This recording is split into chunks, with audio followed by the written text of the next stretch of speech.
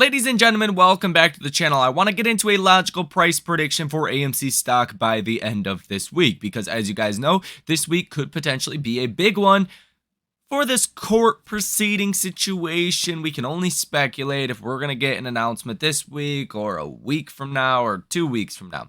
Who knows?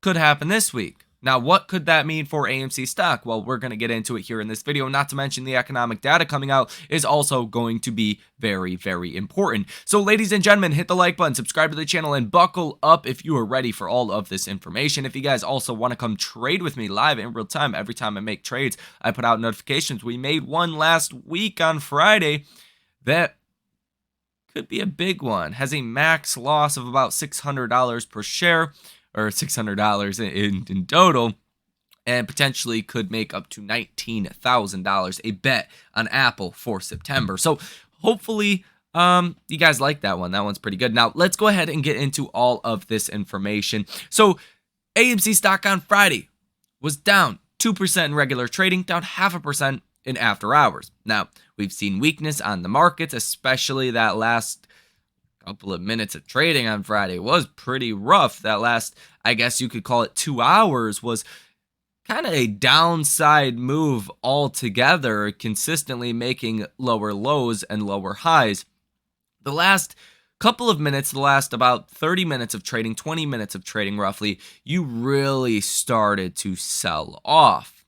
Now, why did this happen? Well, it was, in my opinion, in preparation of the economic data that we're going to be getting for this week. And if we take a look at that economic data and the expectations, well, I think it's important to know that Monday and Tuesday, you don't have much for economic data. You have some bond auctions, you have some Fed speakers, but nothing kind of crazy, right? Monday, you're going to get a little bit, and that is consumer inflation expectations for June.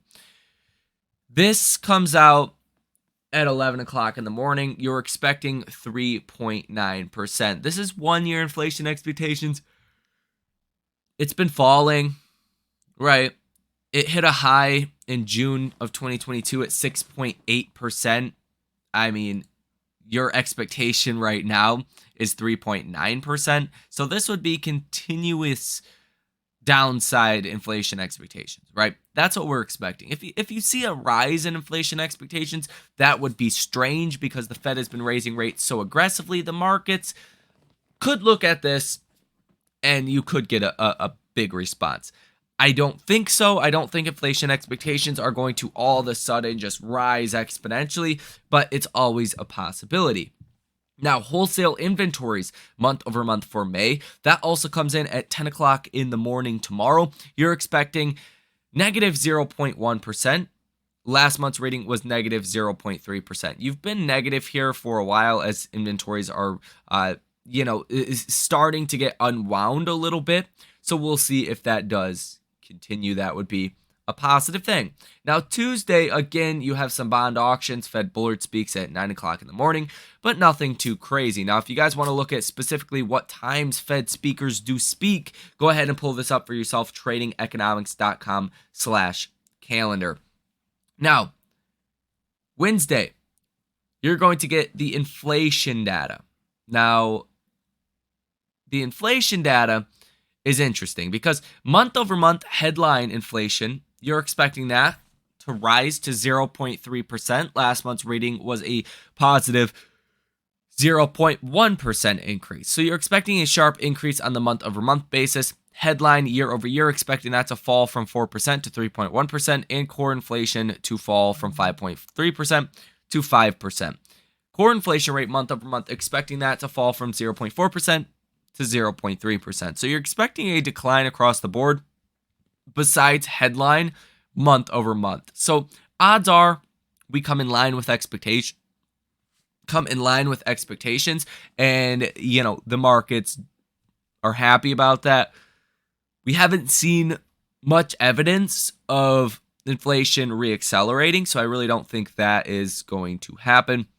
Now, the Bank of Canada makes their interest rate decision on Wednesday as well at 10 o'clock in the morning. You're expecting them to raise rates by 25 basis points. After they had paused for a while, they are starting to raise rates again. And then you get their monetary policy report as well. So you're going to kind of hear if they plan to continue to raise rates or what their policy path looks like going ahead.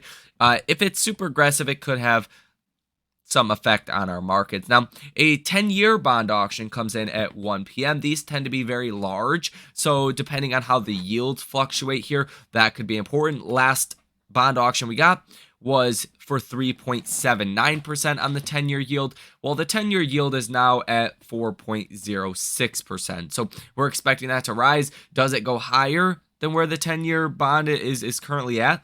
Well, we'll have to see. These are, again, bond orders that are tens of billions of dollars a piece. So do keep that in mind. That could create some volatility. Now, Thursday, you're going to get PPI month over month. You're expecting this to come in at positive 0.2%. You want to see this as negative as possible. Last month's reading was negative 0.3%. This is kind of the producer side of inflation. So you don't want to see that rise again at 0.2%.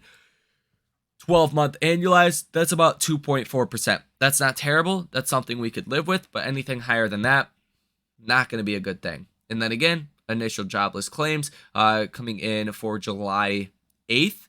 You're expecting 241,000. If this is too high or too low, relative to expectations, that is what could move the markets. Now, PPI year over year is expected to come in at 0.4%. Last month's reading for the year over year was 1.1%, and core PPI year over year is expected to come in at 2.6%. Last month's reading was 2.8%. So basically this week we're expecting a sharp deceleration of inflation basically across the board, with a couple little data points that are expecting some form of an uptick.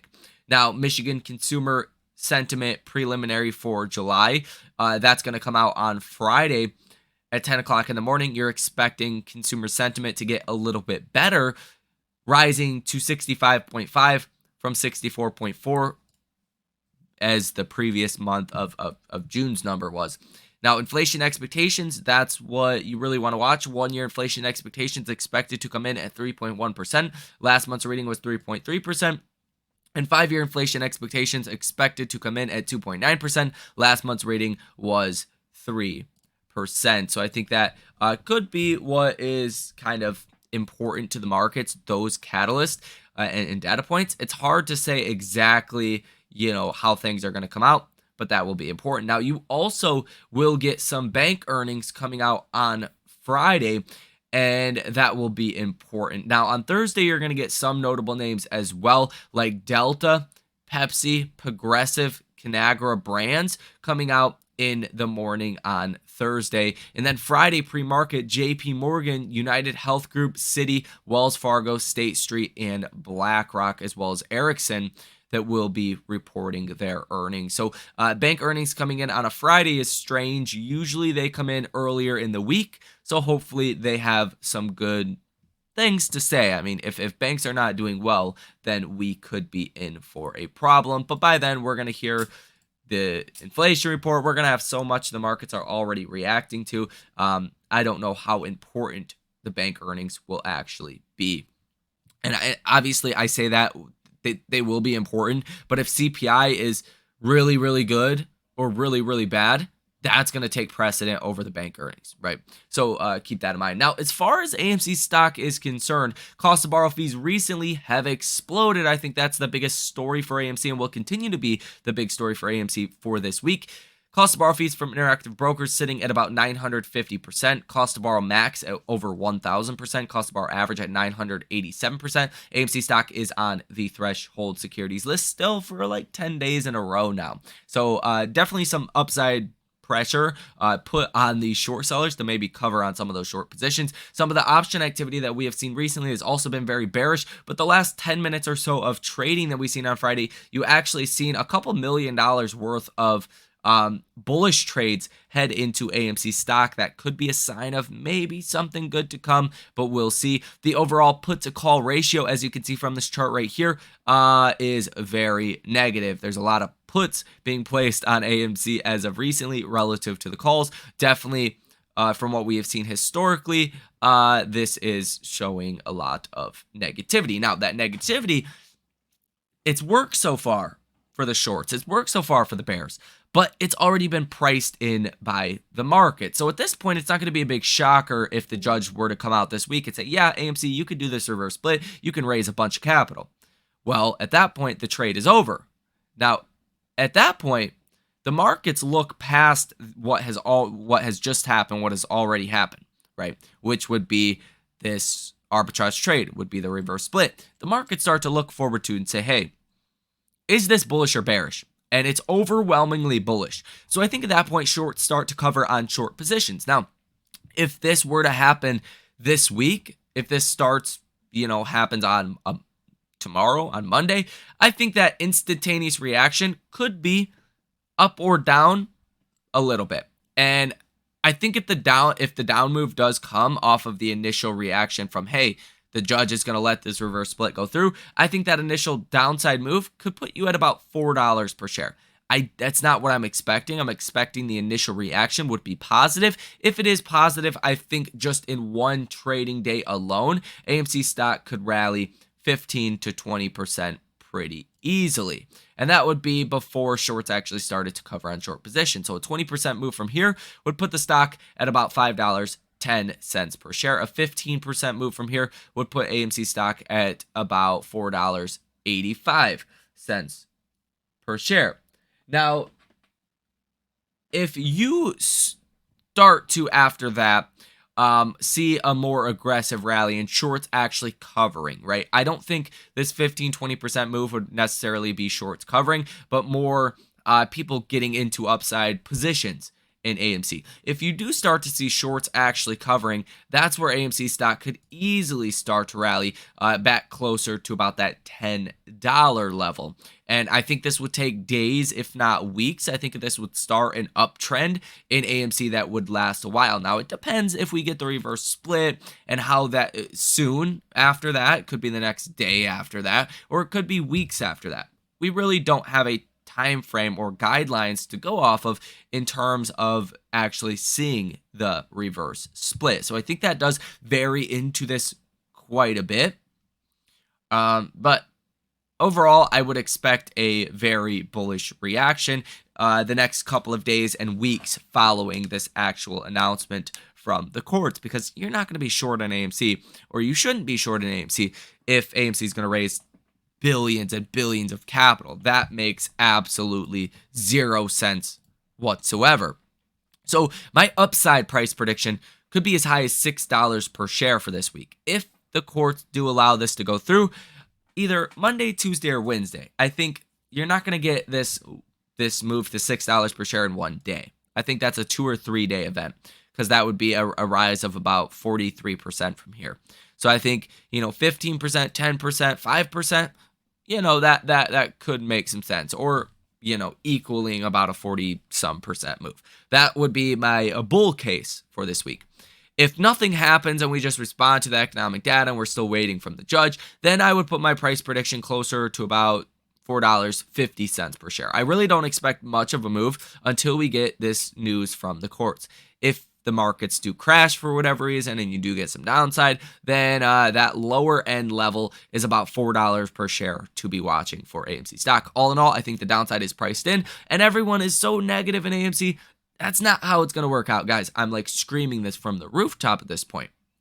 I strongly don't think we get a bearish reaction from this whole court proceeding. I could be wrong. I'm not a financial advisor. Don't trade based off of what I say. This is never personalized financial advice. Anything can happen. Obviously, do your risk management, right? Don't be all in on AMC if you have bills to pay and you can't afford to lose the money you're investing. Don't do that, right? That's a good rule of thumb. Don't do that. If you won't sleep good at night, don't do it. Okay? If this will hinder your long-term financial goals, if you lost this money, don't do it. but I think this is the only logical conclusion. In my opinion, AMC stock rallies from this court proceeding. Do you guys think it's going to be this week? Do you think it's going to be next week? The week after that? Let me know your thoughts and opinions on this down below in the comment section, as well as your personal price targets for this week. Thank you for watching. Hit the like button, subscribe to the channel, and source your comments, questions, or concerns down below in the comment section. Get yourself free stock. Link down below in the description of this video with Webull.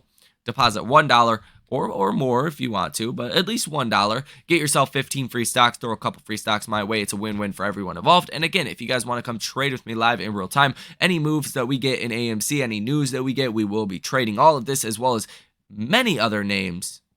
Link down below in the description of this video as well. You guys enjoy the rest of your day, and I will see you in the next one.